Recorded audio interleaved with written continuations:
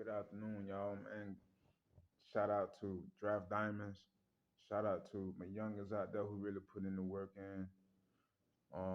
NFL, CFL, high school, junior college, and definitely college, man. Shout out to the whole HBCU community, man. Jackson State, FAM, Florida Memorial, St. Augustine University, man. Benedict University, Coach Howard, what's happening, man? Shout out to y'all boys, man. But today is just like, me just basically getting past my emotions, man. It's been 11 years since I lost my teammate, man, OJ Murdoch, man. I just put out the OJ Murdoch story and emphasizing certain things that some people may know about him, some people may not know about him, some people may have kind of like heard it throughout the city of Tampa, man. If you're from Tampa, Florida, then you might have heard of him. Depends on how old you are, especially if you're in your 30s. You pretty sure you should have heard of him. If you probably like, your young 20s, like 21 and 22, you might not have never heard of OJ. But let me put you into the story of the legend. Um, Let me see.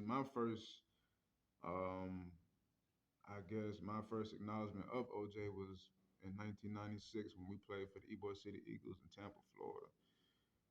It was a little league team in the FYFC. I think it's the Florida Youth Football Conference, and it was just like certain teams, just small, man. It was just small teams, small league at the time. You had teams like the West Tampa Spartans, the North Tampa Rams, uh, Greg John, the Planet City Dolphins. I think we had the Colts, but man, I can't really be sure about that because I know that years later we ended up playing against the Colts, but you know during this year, particularly in '96, it was like only a few teams at that time that the league actually had and played. And at that time, man, we had a outstanding youth football coach, definitely head coach, Coach Tony Ballard. Man, right now he's a QB guru.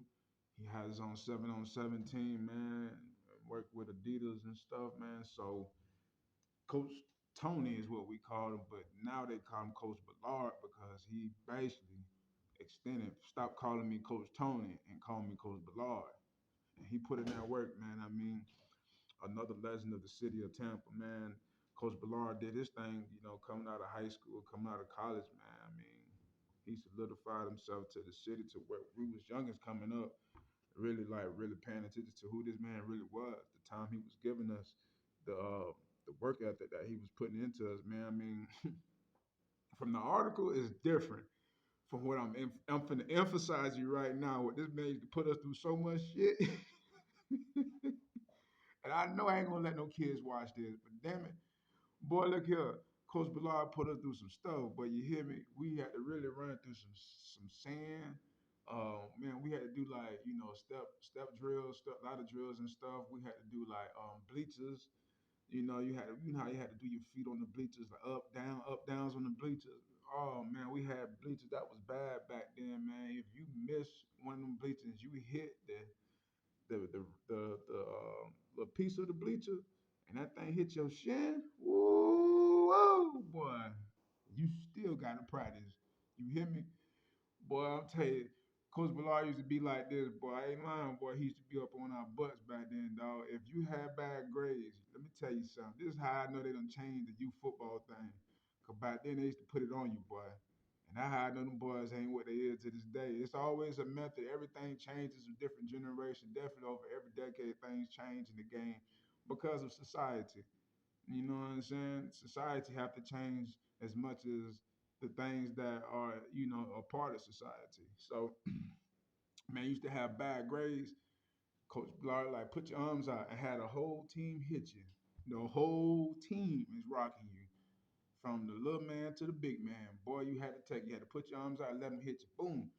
And then we used to have it bad to where, boy, we really didn't even have water during practice. We used to have water at the end of practice. You had to work for your water at the end of practice, not during practice. See, like how y'all boys got it now, you drinking water every time. Like, I think once I got to high school, I was like, dang, they give you water now in practice? They was like, yeah, what's wrong with you? I'm like, shh, we ain't never got water when I was coming up. So, I mean, in practice, you couldn't drink water. You get that at the end of practice. That's how you know football was football. And the way y'all little soft motherfuckers be telling these people nine, you're lying to them. You understand? It's just crazy. Like, I mean, I get it, man. You know, there are parts in the game of football. You got to soften the approach of football, and you got to make football a hard approach.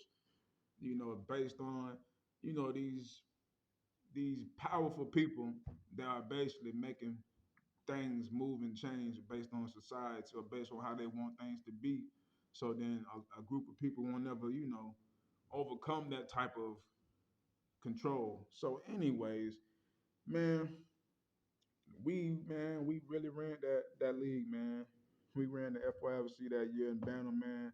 Actually, the Eagles team of '96 from Bantam to varsity, I think the only team that didn't make a Super Bowl appearance, if I'm not mistaken, probably was the JV team. Because the Bantam team went to the Super Bowl, the Pee Wee team went to the Super Bowl, and the varsity team went to the Super Bowl. It's like four stages or something. It's like at that time it was Bantam, Pee Wee, Junior Varsity, and Varsity. I think something like that. It's something like that. It was like something like that back in the day, man. But man, they used to have us go up down that field, man, doing duck walks and center spurs, what they call that thing, gallium operines or something like that, aprines or something like that. They call them center spurs. That's the actual formal name of it, though. Gallium operine, aperines or something like that. Man, I mean, we really had to do that. And I'm talking about, bro, if you look at the part that Cascade Park was at on 2900 North, 15th Street, Tampa, Florida, 33605, and you used to see like, if you go out there, you will see that sugar sand all up in that thing, man. It's from all them soccer players to be out there, and, breaking up the field, kicking it all up, all the dirt. You really ain't had no dang grass. You just had dirt and somewhat patches of grass, bro. So man, they used to have us carry like dummies, man, like literally big dummies, like 50, 60, 70, was 50 to 100-pound dummies running things across the sand, 100 yards there, 100 yards back. And then on top of that, duck walks there and duck walks back. And then on top of that, you sprinting down and sprinting back. But that's when we was 6 to 8 years old. You hear me? Not like 13, 14. We was 6 and 8 doing this. So we already had our minds set to be champions at a young age, as much as, later on down the line, we end up trying to do that as, I could say high school players. So I'm gonna go ahead and get to part two of this content, man, about the story of OJ, man. Y'all check this out, man. I'm telling you, man, y'all gonna like this. Like, subscribe, and share. Please. Much love. I got part two coming up right after this. Pittman's Pocket.